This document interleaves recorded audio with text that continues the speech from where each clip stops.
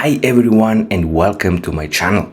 I'm a German YouTuber. I'm trying to start also an English YouTube channel, so that's why my videos are not that frequent, but I would be very happy if you can watch this video till the end, and if you like it, to subscribe the channel, of course, and on top of it to register on Max Global, because it's the best exchange ever with the lowest trading fees, especially in the futures scene. So what I want to tell you today? It's very simple. I want to show you firstly a chart that tells us that Bitcoin will go at least up to 230k in this bull run. I'm totally bullish on this bull run because we have institution coming in. Up to now we had just retailer in the crypto market. Now we are seeing with the spot Bitcoin ETF, we have a lot of institutions that are really eager to get into the market, because the market is really at the beginning. So you need really to think about crypto, and you need to think crypto to get wealthy in the next 5 to 10 years. So that said, let's see what this chart is. So I'm here on the thermocap multiple chart. What is the thermocap multiple chart?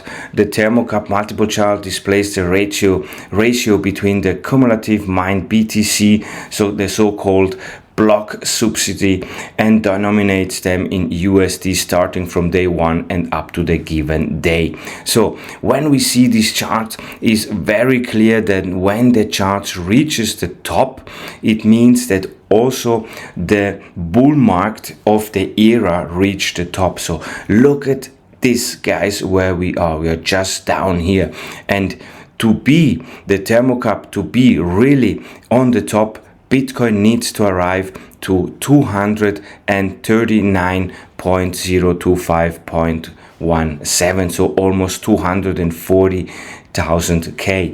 But you have not to forget that what we see here until now, as I said before, they're all retailer money. So it can easily be that with institutional money we can go easily up to 500,000 per Bitcoin.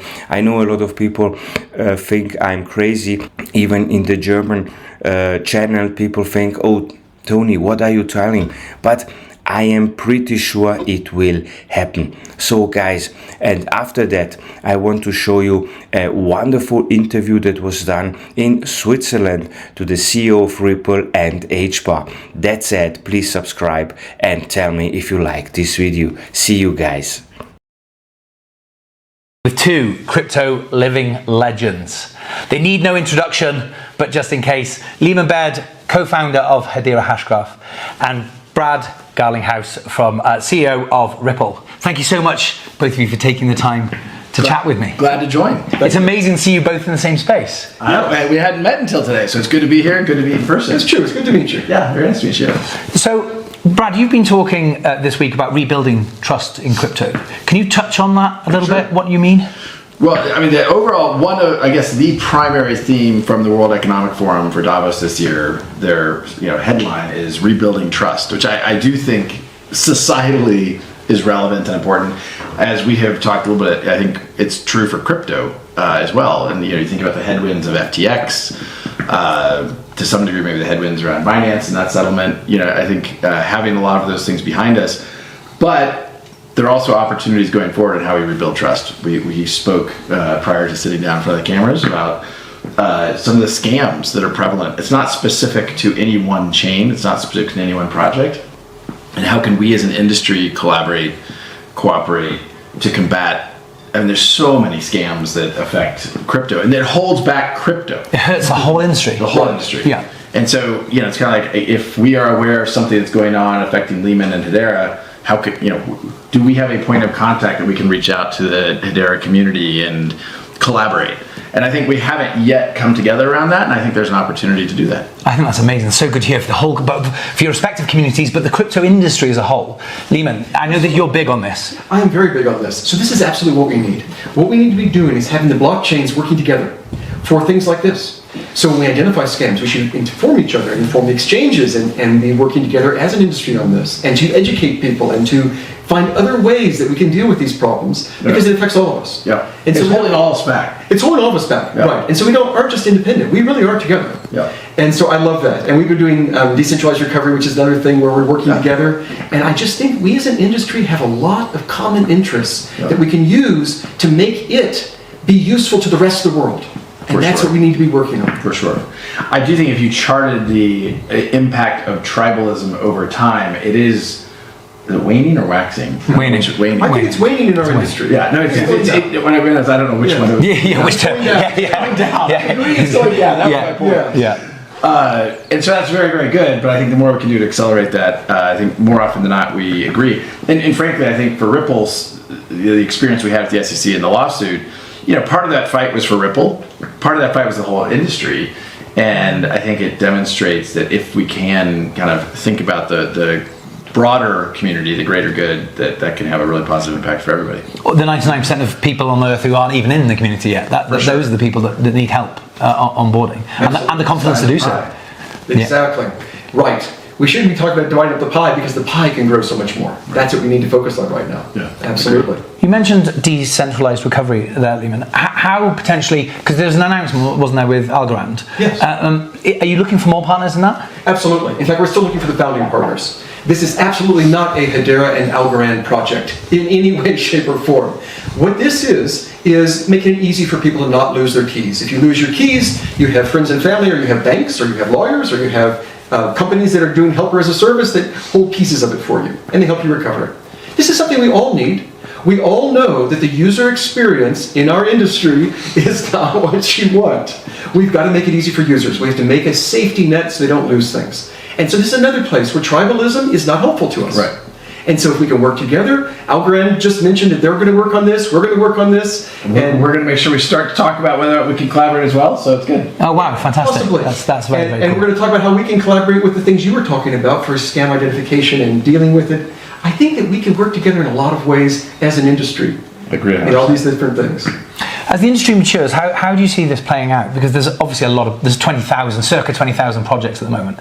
Clearly they're not all going to last. How do you see the industry maturing and settling down? What does it look like in a few years? Well, I think of what every industry in all of history has done. You start with many players, they explore the space, and then it narrows down to a few. I think we will see that. It starts small with the enthusiasts and the people who are the cutting edge people, and then it reaches sort of the real world. And I think that our industry now is reaching the point where it's the real world. It's actual assets of the world being tokenized, actual ways of doing financial inclusion, reaching the billion people that can't even have a bank account. Right. Actual ways of making things, disintermediating things, making them faster and more efficient. We're now starting to see that reach the world. And so I think we're going to see the same pattern we've seen in every transformative technology in history. There were many projects, it will come down to fewer. We were just playing to the adventurous people, now we're getting down to the rest of the world. That's where we're headed. Do you agree? I agree 100%. Yeah, I mean, there was tens of thousands of car manufacturers in America, in the early days, and now there's a few. I use a more recent example, but okay. I first moved to Silicon Valley in 1997, and there was an explosion of Internet 1.0.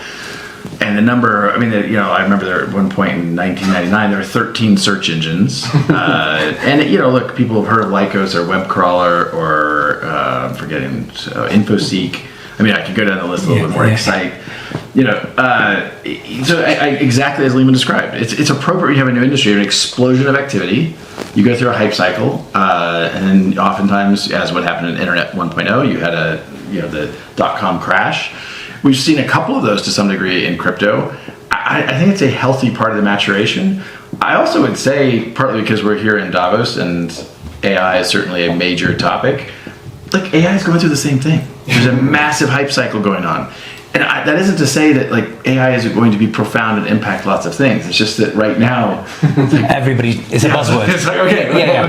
Let's talk about what the real business model is and what the real product is. And VCs answer the phone if your title's got AI in it. Yeah, exactly. Yeah. Which is everybody rushes in. Yeah.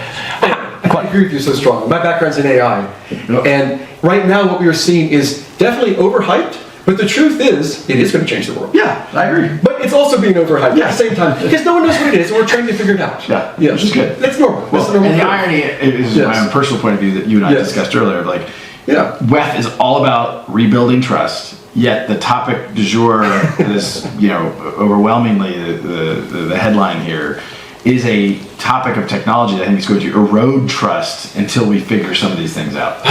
And that is a horrible problem. Yes, and one that we absolutely need to all be working on. Yeah. Yes.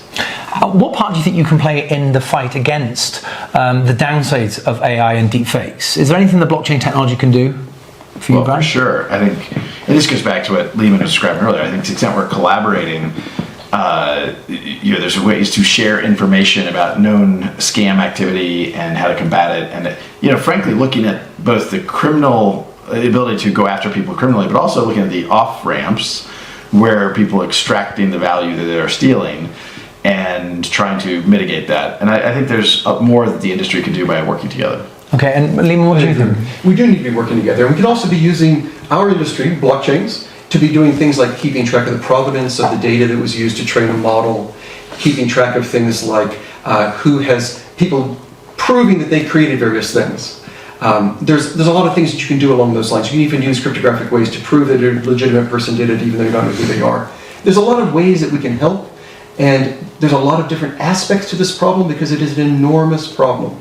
And just to be clear, what we're really talking about is generative AI allowing one person to become a million sock puppets online and share false information and try to sway opinion. This is something we have to do. A president announcing that he's invading a country and then it going viral on. And a video of Or him the shooting someone in the street. The SEC announcing that they've approved the ETF, but wait, they did. Talking about that, talking about that, what obviously the Bitcoin ETF has now been approved in $4.6 billion in the first day's trading, which is a new record. What do you think the effect's going to be for the wider industry? What does that look like for Ripple, do you think? Well, I mean, I'm gonna. If any. I think it has a big impact on the industry. Okay. And if it's good for the industry, it's good for Ripple. Affecting what way? So I think the further validation of this asset class, the fact that you have major institutions. I mean, BlackRock is kind of the biggest of the big, leaning in. But look, I also point out to people, that Europe has had effectively a Bitcoin ETF for years. I think we sometimes, I don't know Lehman well, I think you're a U.S. citizen, I'm a U.S. citizen. I think we over-index on what's going on in the United States and forget that 78% of global GDP is not the United States. Yeah.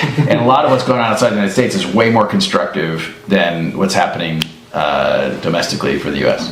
I think that's fair, but it's also a very important country by many metrics. So it's 6 of one and half a dozen. I'm not trying to. No, I know you're not dissing America, but I get your point. I think we spend so much time, and I spend so much time talking about the SEC, so, what's going on. It's like at some point, look, Ripple has a lot of momentum, and crypto has a lot of momentum in a lot of other jurisdictions that are much more constructive. Huge markets, yeah.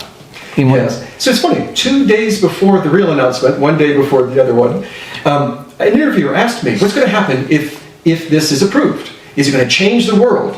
And what I said is that it's good news, it's good for the industry, but it's just one little piece of good news on a very long road. It's one small step on a very long road, and I'm happy to see it, and I'm happy to see the next million that will come, steps that come after that. And I think that's been... It's just one more step on the... It's just one more step. To legitimacy and then being seen by the masses. It just shows that people are starting to understand this is real and it's important. And it's not going away. It is not going away. Are we going to see a Ripple ETF, do you think? An XRP ETF, you mean? XRP ETF, sorry. I can't answer that one either, though. Worth a try. Thank you so much for your time, Brad. Thanks for organizing. Thank you, Liam. Thank you. It's been great. Thank you so much, guys. Thank you. Okay.